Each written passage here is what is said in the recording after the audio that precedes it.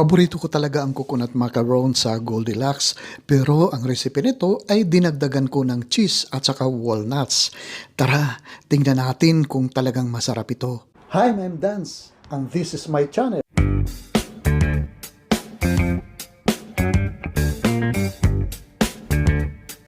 Sa isang mixing bowl ay i-combine lang po natin ang ating 1/2 cup na melted butter at saka po ay 1/3 cup na sugar, 1/4 teaspoon na fine salt at saka magdadagdag din po tayo dito ng 2 large na mga itlog.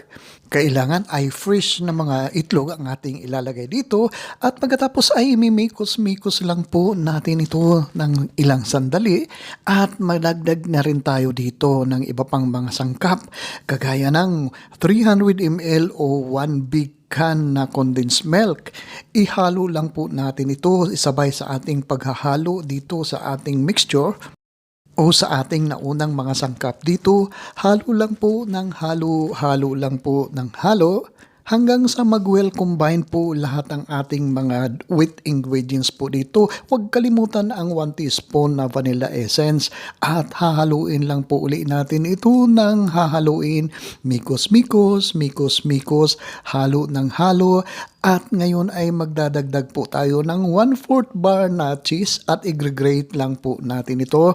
At pagkatapos ay imimikos-mikos ulit natin ng sandali bago po natin ilagay ang ating desiccated coconut dito. O ayan na, ihahalo na natin dito ang ating 2 cups na desiccated coconut po. Yung medyo mas makapal ang granules ng ating desiccated coconut ang gagamitin natin dito, hindi po yung pinong-pino. At habang tuloy-tuloy ang ating paghahalo, i-shoutout muna natin si Annie Lipaw of Surigao City at saka si Virgie DDY ng Pasig City. At ngayon ay i-fold in na natin ang ating 1/4 cup na chopped na walnuts o kahit anong nuts ay pwede po dito. I-shoutout din natin si Fukay Noise, Rose Descent of Guam at saka i-ready na po natin ang ating pan dito. Mini muffin pans ang ating ginagamit po dito. I-grace lang po natin ito ng butter at pagkatapos po ay mag-scoop po tayo para ilagay doon sa ating mini muffin pans po. At habang ginagawa natin ito, i-shoutout din natin si Lani Del Rosario ng Belgium. Maraming salamat po sa patuloy niyong pagsuporta dito sa aking mga video recipe. Ngayon naman po ay bibake po natin for 20 minutes at 170 Celsius na temperature o hanggang sa maluto po ang ating coconut macarons dito. At ito na po, ganito na po ang hitsura ng ating bake na coconut macarons.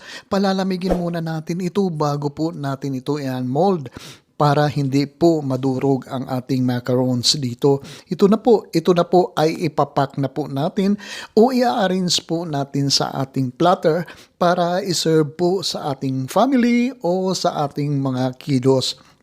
Napakasarap po talaga itong coconut macarons, super cheesy, nutty at creamy po.